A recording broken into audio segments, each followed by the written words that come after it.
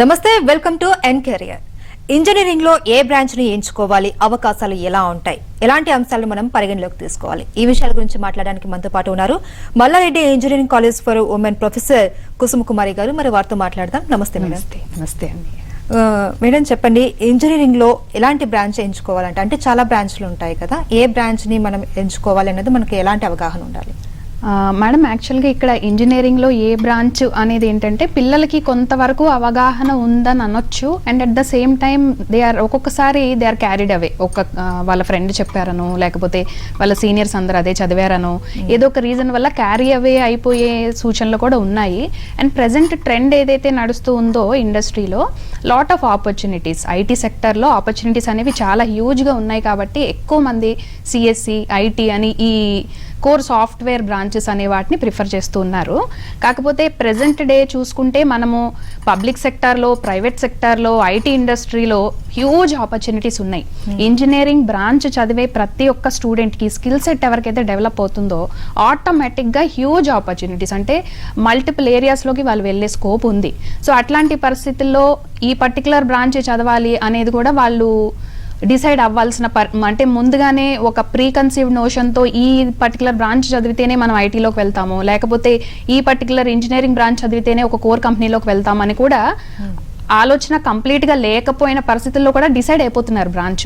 So అట్లా కాకుండా ఎక్స్పర్ట్స్తో మాట్లాడి వాళ్ళకున్న అవేర్నెస్ని బేస్ చేసుకొని, దానితో పాటు ఎవరైనా ఆల్రెడీ ఆ పర్టికులర్ బ్రాంచెస్ వాళ్ళని, లేకపోతే ఇంతకుముందు చదివి ఉన్న వాళ్ళని, లేకపోతే ఆ పర్టికులర్ ఏరియాస్లో ఎక్స్పర్టైజ్ ఉండే వాళ్ళతో, ప్రొఫెసర్స్తో ఎవరితోనన్నా కూడా ఇంకొంచెం అవగాహన పెంచుకొని మల్టిపుల్ సెక్టర్స్లోకి ఎంటర్ అవ్వచ్చు. అంటే ఫర్ ఎగ్జాంపుల్ అమ్మాయిలు ఉన్నారనుకోండి, they can enter into any of the circuit branches. For example CSC, IT, ECE, triple E, ఇవన్నీ కూడా అమ్మాయిలకు అనుకూలంగా ఉండే branches.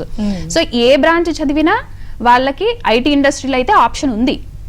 Along with that public sector ఆర్గనైజేషన్స్లో, అంటే ఫర్ ఎగ్జాంపుల్ డిఆర్డిఓ కానీ, ఎన్ఆర్ఎస్ఏ కానీ, బార్క్ కానీ, ఇస్రో కానీ, at the same time ECL, BHEL, ఇట్లా మల్టిపుల్ ఆపర్చునిటీస్ ఉన్నాయి. సో అందుకని కన్ఫైన్ అయిపోయి ఏదో ఒక ఏరియాలోకి వెళ్లాల్సిన అవసరం లేదు. And at the same time వాళ్ళకైతే ఇంకా హార్డ్ కోర్ నాకు సాఫ్ట్వేర్ తప్పితే ఆప్షనే లేదు అని అనుకున్నా, లేకపోతే దాంట్లో ఆపర్చునిటీస్ ఎక్కువ ఉన్నాయని అనుకుంటే మాత్రం అప్పుడు సిఎస్సి కానీ, ఐటీ కానీ, ఇప్పుడు ఫర్ ఎగ్జాంపుల్ బూమింగ్లో ఉంది, బాగా ట్రెండింగ్లో ఉంది artificial intelligence and machine learning అవ్వచ్చు, ఐఓటీ అవ్వచ్చు, డేటా సైన్స్ అవ్వచ్చు, సైబర్ సెక్యూరిటీ అవ్వచ్చు. ఆల్ దీస్ ఆర్ అప్కమింగ్, అంటే హ్యూజ్ ఆపర్చునిటీస్ ఉన్న ఇండస్ట్రీలో కూడా. సో ఈ అన్ని బ్రాంచెస్ కూడా చాలా ఏఐసిటి అప్రూవల్ కూడా ఇచ్చింది. ఈసారి lot of colleges are offering that. మా కాలేజ్లో, Malla Reddy engineering college for women లో కూడా ఈ 4 అప్లైడ్ బ్రాంచెస్ ని కూడా we are offering this time with specialisation in CSC. So ఇవన్నీ కూడా మంచి trending areas. So they can opt for them. Okay, అయితే ఇంజనీరింగ్ కాలేజ్ కి సంబంధించి చాలా ఉన్నాయి, చాలా కాలేజెస్ ఇప్పుడు ఎక్కడ చూసినా ఉన్నాయి.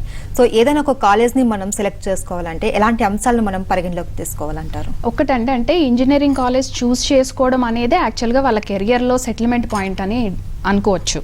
పేరెంట్స్ కానీ, పిల్లలు కానీ, వాళ్ళు ఆ పర్టికులర్ ఇంజనీరింగ్ బ్రాంచ్ని చూస్ చేసుకోవడం ఎంతైతే ఇంపార్టెంటో అంతకన్నా ఇంపార్టెంట్ స్పెసిఫిక్ కాలేజ్ని ఎన్నుకునేది.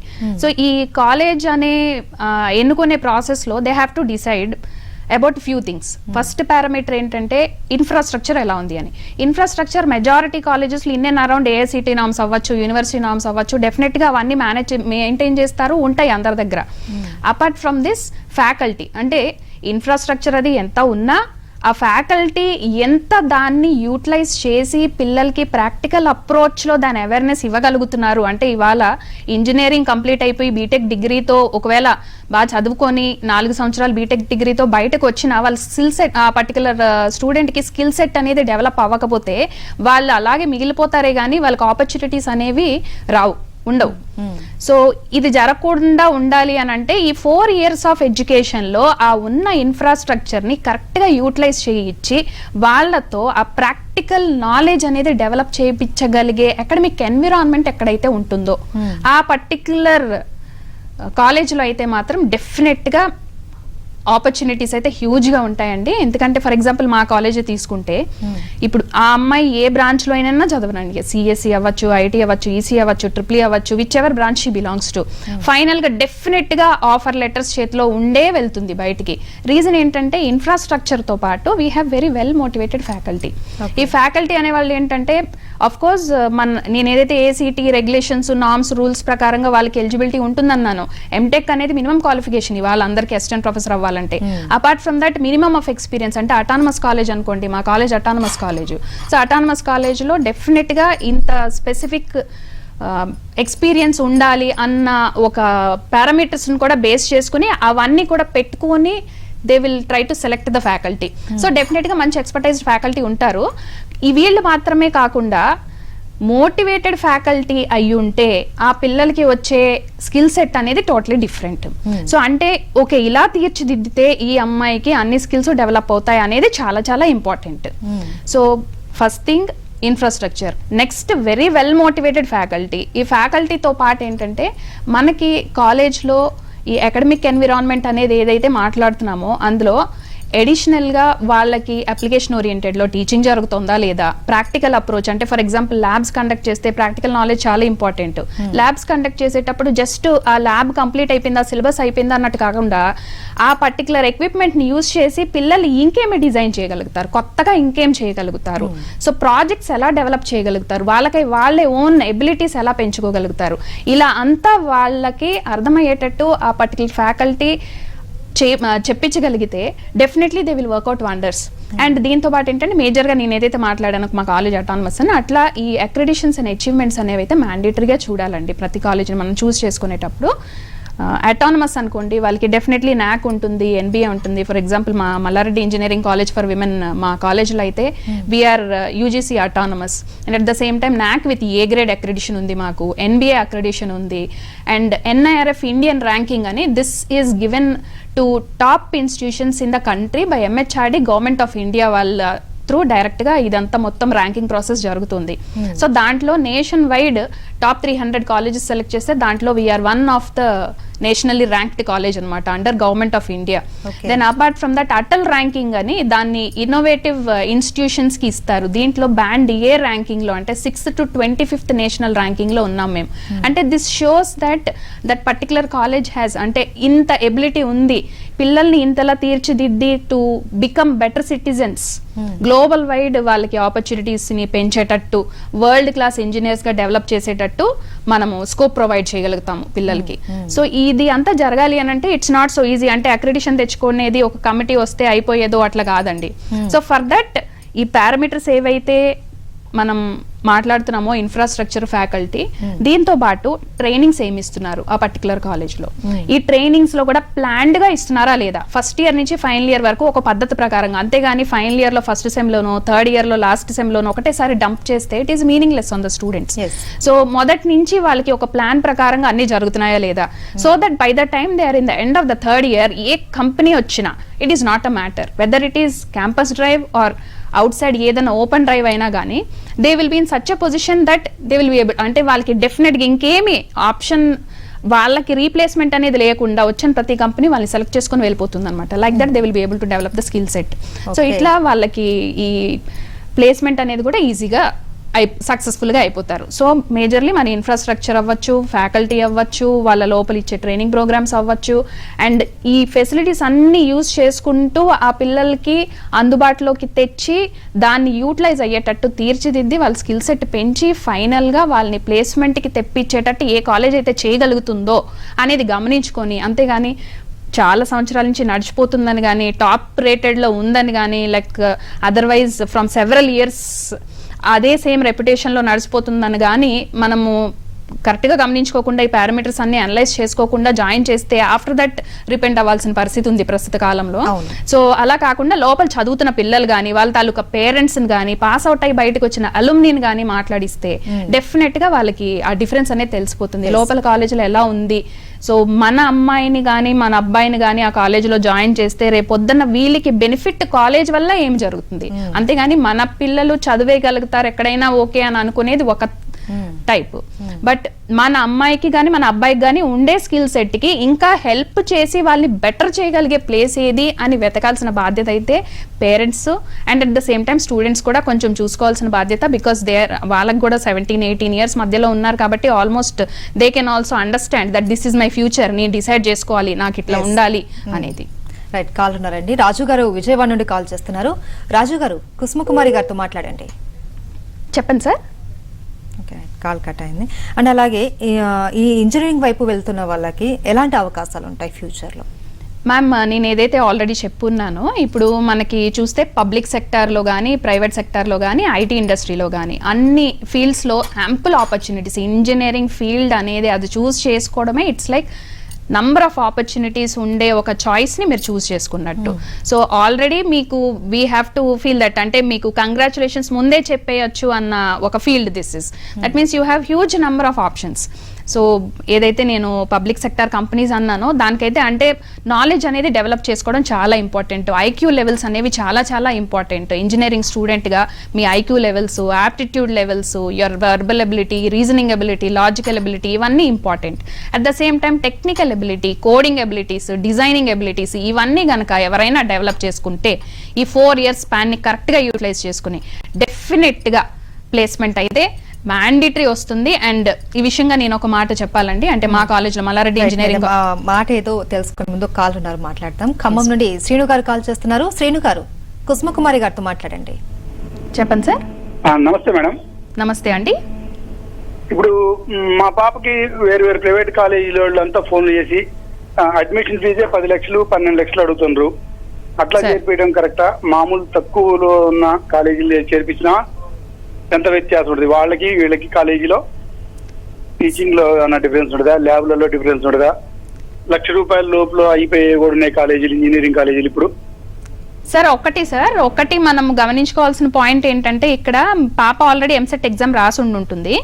సో తనకి ఎట్లా పర్ఫామ్ చేసింది అనేది కూడా మీకు ఐడియా ఉండుంటుంది. దాన్ని ఒకటి అనాలిసిస్ చేసుకోండి. అండ్ అపార్ట్ ఫ్రమ్ దట్ ఏంటంటే, మీరు ఆ అమ్మాయికి ఇంట్రెస్ట్ ఏ బ్రాంచ్లో ఉంది, ఆ పర్టికులర్ బ్రాంచ్ని తను ఫ్యూచర్కి తనకి ఫ్యూచర్లో సెటిల్మెంట్ కానీ ప్లేస్మెంట్ ఏదైతే మీరు అనుకుంటున్నారో ఆ ప్లేస్మెంట్ ఖచ్చితంగా ఇప్పించగలిగే అంత స్కోప్ ఏ కాలేజీలో జాయిన్ చేస్తే అమ్మాయికి పాసిబిలిటీ ఉంది అనేది మీరు డెఫినెట్గా ఆలోచించాల్సిన పరిస్థితి.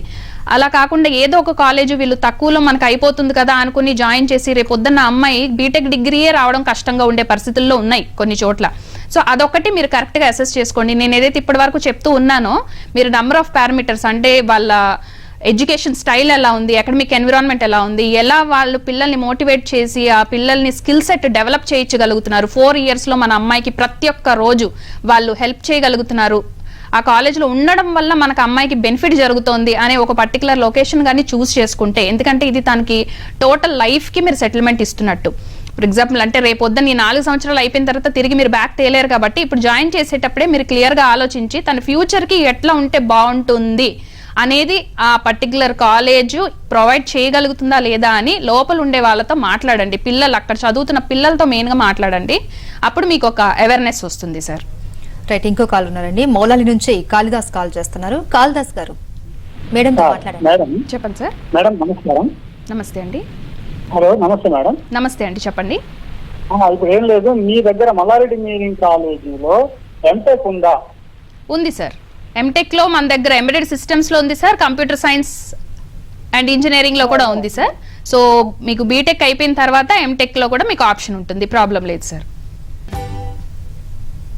Right, welcome back to N career. Yes madam, ఈ 4 years ఎడ్యుకేషన్ టైం కదా, ఇంజనీరింగ్ అనగానే 4 years కదా, మరి ఈ విద్యార్థులు ప్రొఫెషనల్గా నిలబడడానికి ఎలాంటి ప్లాన్స్ చేసుకోవాలంటారు? అంటే ప్లేస్మెంట్స్ కావచ్చు, ఎడ్యుకేషన్ పూర్తయ్యే లోపల ఎలాంటి ప్లాన్స్ చేసుకోవాలంటారు? ఓకే మ్యామ్, చెప్తాను. ఇది ప్రతి ఒక్క ఇంజనీరింగ్ స్టూడెంట్కి చాలా ఇంపార్టెంట్ అయిన విషయం అండి. ఎందుకంటే వాళ్ళు ఇంజనీరింగ్ చేస్తున్నదే to settle well in their life. అంటే జస్ట్ ఈ 4 years అయ్యేటప్పటికే they will be able to, అంటే 20 years పాటికే చేతులు జాబ్ పెట్టుకునే పరిస్థితి ఉంది వాళ్ళ రోజుల్లో బయట ఉండే ఆపర్చునిటీస్కి. కానీ అలా జరగాలి అని అంటే డెఫినెట్గా వీళ్ళ స్కిల్ సెట్ అనేది పెరగాలి.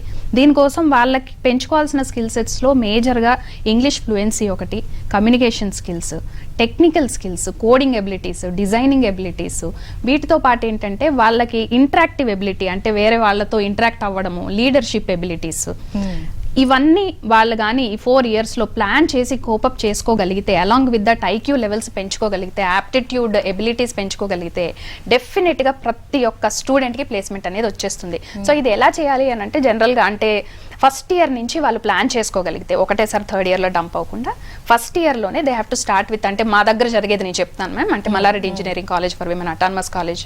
దాంట్లో మేము చేసేది ఫస్ట్ ఇయర్లో వాళ్ళ స్టూడెంట్ రాగానే what we start is soft skills development. Personality skills development, వాళ్ళ వర్బల్ ఎబిలిటీ డెవలప్మెంట్. అంటే ఇక్కడి నుంచే వాళ్ళకి ఆ బేస్. పర్సనాలిటీ స్కిల్స్ డెవలప్మెంట్ ఎందుకు ఇస్తామంటే వాళ్ళకి ఏదైతే బిహేవియరల్ ట్రేట్స్ ఉన్నాయో అప్పటి వరకు ఒక అనాలిసిస్ రావాలి, వాళ్ళు ఏంటి అనేది వాళ్ళకి అర్థమయ్యి, ఓకే ఇది నా ఫ్యూచర్, ఇంత సక్సెస్లో నేను ఉండబోతున్నాను ఫ్యూచర్లో, దానికోసం నాకు ఈ 4 సంవత్సరాలు నేను యూటిలైజ్ చేసుకోవాలంటే ఇవాళ నన్ను నేను అనలైజ్ చేసుకొని నా లోటుపాట్లు నేను తెలుసుకొని ఏమి రీచ్ అవ్వాలి, ఎలా రీచ్ అవ్వాలి అనేది ప్లాన్ చేసుకునేది ఫస్ట్. సో అది ఫస్ట్ ఇయర్లోనే స్టార్ట్ చేసేస్తాము త్రూ పర్సనాలిటీ డెవలప్మెంట్. అండ్ దానికి మనకి సెంటర్ ఫర్ హ్యూమన్ ఎక్సలెన్స్ అని we have centre in our college. అది in association with Ramakrishna Math మేము టైఅప్ అయి ఉన్నాము. And doctor BV Pattabhiram sir కూడా మాకు అసోసియేషన్లో ఉంటారు. సో వీళ్ళ ద్వారా ఏంటంటే మోటివేషనల్ సెషన్స్ ఉంటాయి పిల్లలకి. అండ్ మోర్ ఓవర్ మా కాలేజ్లోనే faculty are very well motivated. So వాళ్ళే కౌన్సిలర్స్ ఉంటారు. ప్రతి ఒక్క 20 స్టూడెంట్స్కి ఒక్కొక్క కౌన్సిలర్, ఫ్యాకల్టీ కౌన్సిలర్ ఉంటారు. వీళ్ళు ఏంటంటే అమ్మాయి ఈ ప్రతి ఒక్క స్కిల్లోని డెవలప్మెంట్ ఎలా ఉంది అనేది డే 1 నుంచి మానిటర్ చేస్తారు. సో వాళ్ళ 4 year టోటల్ ట్రాక్ ఉంటుంది మా దగ్గర. వాళ్ళు జాయిన్ అయిన డే నుంచి వాళ్ళ పాస్ట్ హిస్టరీతో మొదలు పెట్టుకుని 10th ఇంటర్తో మొదలు పెట్టుకుని, సో ఈ ఇంత అనాలిసిస్ ఎందుకు చేస్తామనంటే ఇండివిజువల్ అటెన్షన్ అనేది ఇంపార్టెంట్. 98%, 99% అమ్మాయిలు కూడా మా దగ్గర ఉన్నారు. And at the same time 80% అమ్మాయిలు కూడా ఉన్నారు. సో ఆ అమ్మాయి కూడా ఇంప్రూవ్మెంట్ కి స్కోప్ ఉంది, ఈ పాపకు కూడా ఇంప్రూవ్మెంట్ కి స్కోప్ ఉంది. ఎవరిని వాళ్ళ లెవెల్కి వదిలేకుండా టు సీ దట్ వాళ్ళ నెక్స్ట్ లెవెల్కి వెళ్ళేదానికి ఫస్ట్ డే నుంచి స్టార్ట్ చేస్తాం అనమాట. సో ఈ కౌన్సిలింగ్ అనే ప్రాసెస్ అన్ని రకాలుగా ఉపయోగపడేది ఎలా అంటే first in terms of communication abilities. So ఆ అమ్మాయి మేము ప్రొవైడ్ చేస్తున్న ఆపర్చునిటీస్ అన్ని యూజ్ చేసుకుంటుందా లేదా. ఫర్ ఎగ్జాంపుల్ ట్రైనింగ్ ఇస్తాము, సాఫ్ట్ స్కిల్స్ ట్రైనింగ్ ఇస్తాము, వీక్లీ సెమినార్ అవర్స్ ఉంటాయి. ఆ సెమినార్ క్లాసెస్లో ఆ పాప mandatory seminar sessions, power and presentations ఇవ్వాల్సిందే. 2-3 సార్లు భయపడతారు. In course of time they get habituated. ఇది 4 సంవత్సరాలు జరుగుతూ ఉంటే ప్రతి ఒక్కళ్ళు ఒక లీడర్ లాగా బిహేవ్ చేస్తారు. సో మా కాలేజ్లో మీరు కదిలిస్తే ఏ అమ్మాయినైనా మాట్లాడించడానికి ట్రై చేయండి. ఆఫ్ హ్యాండ్ సడన్ గా ఆన్ స్టేజ్ పంపించి మాట్లాడమంటే అస్సలు ఏమాత్రం ఫీల్ అవ్వకుండా వెంటనే మాట్లాడుతుంది. So that is a kind of confidence levels we inject in to them. సో ఇది ఒక సైడ్ ని జరుగుతూ ఉంటే నెక్స్ట్ లెవెల్ ఏంటంటే సిఆర్టీ ట్రైనింగ్స్ అని, క్యాంపస్ రిక్రూట్మెంట్ ట్రైనింగ్స్ అని, అవి కూడా ఫస్ట్ ఇయర్ లెవెల్ నుంచే స్టార్ట్ చేసేస్తామండి. సో దీంట్లో భాగంగా మనకి యాప్టిట్యూడ్ ట్రైనింగ్, ఎవరైతే ది బెస్ట్ ట్రైనింగ్ ఇవ్వగలుగుతారో అక్కడి నుంచి ట్రైనర్స్ ని తెప్పించి ఫస్ట్ ఇయర్ నుంచి స్టార్ట్ చేసి ఆ ట్రైనింగ్ అనేది కంటిన్యూగా జరుగుతూనే ఉంటుంది. So by the time they reach the final year ఏ కంపెనీ అయినా రానివ్వండి, డెఫినెట్ గా ప్లేస్మెంట్ వాళ్ళ చేతిలో ఉంటుంది. సో ఇదే రీజన్ వల్ల ఏంటంటే మా ప్లేస్మెంట్ ట్రాక్ చెప్తాను నేను. అంటే last year out of 600 students who have passed out, 548 members placed. దాంట్లో many of them are having 4 to 5 offer letters and few students have 8 offer letters in hand. అంటే it's there wish, వాళ్ళు చూస్ చేసుకుంటారు ఏ కంపెనీలో join అవ్వాలని. అంతేగాని company వీళ్ళని చూస్ చేసుకునే రోజులు పోయినాయి. స్కిల్స్ ఉండే వాళ్ళకి వీళ్ళు కంపెనీస్ చూస్ చేసుకునే స్కోప్ ఉంది కాలేజ్లో ఉండంగానే. సో ఇది another part. Then apart from that coding abilities ఏవైతే నేను చెప్పానో, ఈ ప్రోగ్రామింగ్ స్కిల్స్ డెవలప్మెంట్ కోసం కూడా ఫస్ట్ ఇయర్ లెవెల్ నుంచి ఇంగ్లీష్ ఎలా అయితే మేము ఇంప్రూవ్ చేయడానికి ఈ సెమినార్ సెషన్స్ పెడుతున్నామో, ఎక్స్ట్రా లాంగ్వేజ్ ల్యాబ్స్ ఇస్తున్నాము, వెదర్ సిలబస్ లో ఉన్నా సరే లేకపోయినా సరే ఎక్స్ట్రా ల్యాబ్స్, అలాగే ప్రోగ్రామింగ్ ఎబిలిటీస్ పెంచడానికి ఎక్స్ట్రా ల్యాబ్స్. సో వాళ్ళకి సిలబస్ ఉన్నా ఆ పర్టికులర్ సెమిస్టర్లో లేకపోయినా అడిషనల్ గా ప్రొవైడ్ చేయడం వల్ల వాళ్ళకి ఒక రెగ్యులర్ ఫ్లోలో ఉంటారు. వాళ్ళకి ఇంకా అలవాటు అయిపోతుంది అది. సో వాళ్ళని ఏ మూమెంట్ లో మనం ప్లేస్మెంట్ డ్రైవ్ కండక్ట్ చేసినా ఈజీ కేక్ వాక్ అయిపోతుంది అనమాట.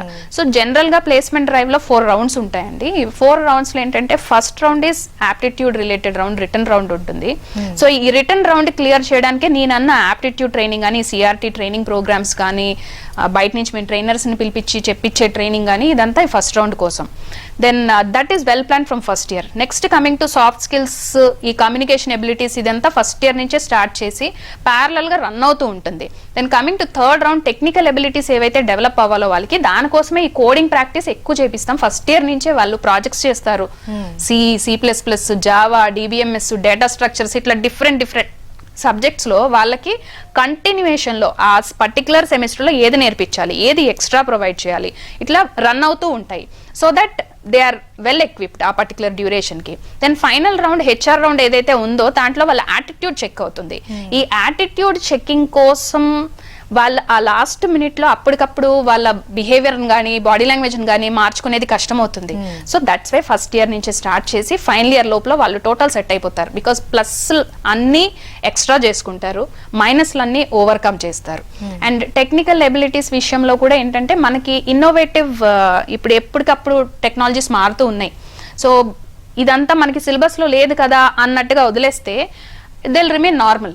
బట్ ట్రెండింగ్ టెక్నాలజీస్ ఏవైతే ఉన్నాయో అవన్నీ కూడా ఇన్కార్పొరేట్ చేసి, మాది అటానమస్ కాలేజ్ కాబట్టి ఎప్పటికప్పుడు we have the ability to rechange and వాళ్ళకి అవన్నీ మేము ఆఫర్ చేయగలుగుతున్నాం. ఎందుకంటే ఇప్పుడు మేము ఎట్లయితే ఇండస్ట్రీ రిక్వైర్మెంట్ ఉందో ఆ రిక్వైర్మెంట్ బేస్ చేసుకుని మేము సబ్జెక్ట్స్ కూడా మార్చుకునే స్కోప్ ఉంది for all the autonomous colleges. అది క్రెడిట్ అటానమస్ కి.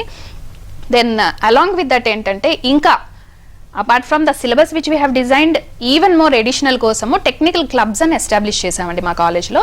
ఈ టెక్నికల్ క్లబ్స్ ద్వారా అంటే ఫర్ ఎగ్జాంపుల్ మనకి artificial intelligence machine learning club ఉంది, Java club, Python club, data science club, IoT club, robotics club, ఇట్లా డిఫరెంట్ లెవెల్స్ ఆఫ్ క్లబ్స్ ఉన్నాయి.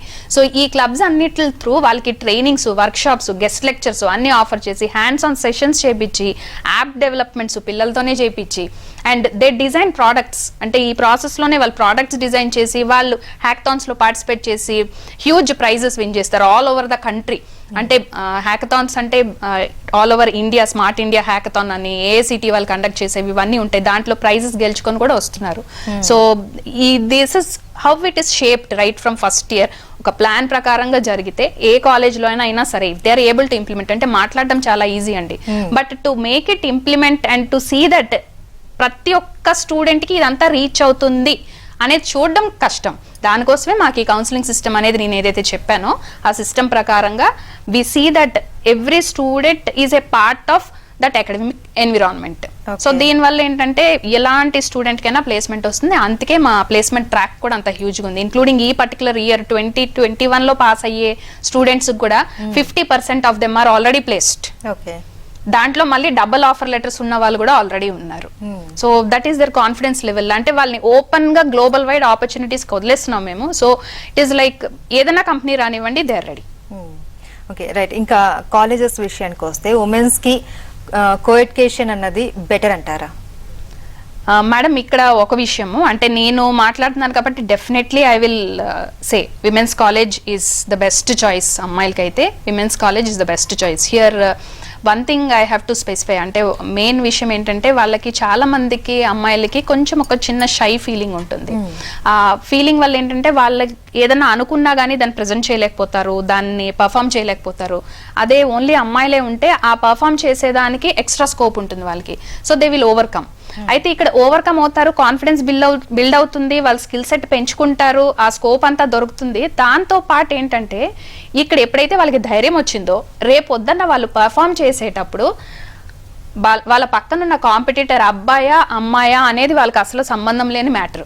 Once they are totally equipped with that skill set and confidence gain అయిన తర్వాత they are ready to face any competition. అందుకే ఇప్పుడు ప్రస్తుతము బయట ఏ competitions జరుగుతున్నా, ఏ hackathons జరుగుతున్నా, ఏ ఈవెంట్స్ జరుగుతున్నా మా స్టూడెంట్స్ వెళ్ళి ప్రైజెస్ తెచ్చుకుంటున్నారు. ఇంక్లూడింగ్ అంటే సింగపూర్ ట్రిప్స్ లాంటి ప్యాకేజెస్ అట్లాంటివన్నీ కూడా గెయిన్ చేసుకుని వస్తున్నారు.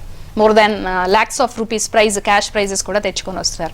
సో అంటే మీరు అనుకోవచ్చు బహుశా విమెన్స్ కాలేజ్ అంటే వీళ్ళు బయటికి వెళ్ళాక మళ్ళీ బ్రతకలేరేమో అనే థాట్ ఉంటుందని ఇది కూడా చెప్తున్నాను. So it's not like that.